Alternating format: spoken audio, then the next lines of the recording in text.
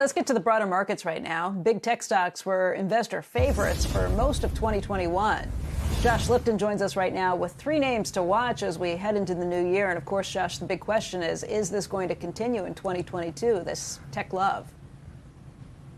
So, Becky, that's the question we're asking. What is the smart bet for tech investors as we now roll into 2022? Let's start with Apple. You pull up that chart, that stock is up about 35% so far this year, right near its all-time highs here, actually. Now, skeptics are not excited. Valuation is not attractive, they say, and growth, so they bet, is going to be slower next year. On the other hand, Morgan Stanley's Katie Huberty says Apple is her favorite large cap and overall top pick, pointing to Apple's strong, loyal customer base and the company's product pipeline. The upcoming launch, she says, of AR, VR products, that positions Apple, she thinks, for a re-rating next year, meaning investors will be willing to place a higher valuation on Apple's earnings. Switching gears, Microsoft investors certainly have reason to cheer. Check out that stock. It has surged more than 50% this year. And RBC's Rishi Jaluria argues it's a top pick for next year, too, saying it's levered to powerful trends. The migration to the cloud, he says,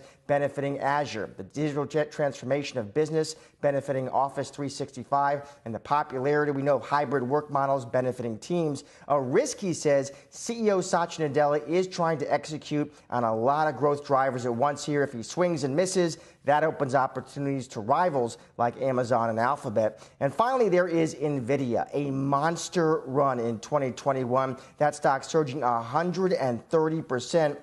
But UBS says NVIDIA is still one of their favorites for next year, too, as it builds more stable revenue sources, they say, around its wide GPU and software moats. But Matt Bryson over at Wedbush maintains a neutral rating on this one. Yes, CEO Jensen Huang has reasons to smile, no doubt. Matt says the fundamentals here are excellent, undeniably. But he argues a lot of good news is now priced in. Becky, back to you.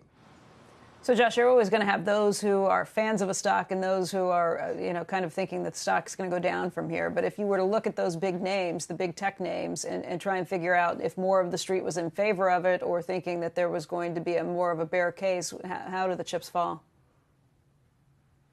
Listen, there's a lot of bullish analysts on all these names. The debate is pretty interesting. I think NVIDIA is a really interesting one, right? If you look at that, certainly there's a lot of confidence on the street about this name.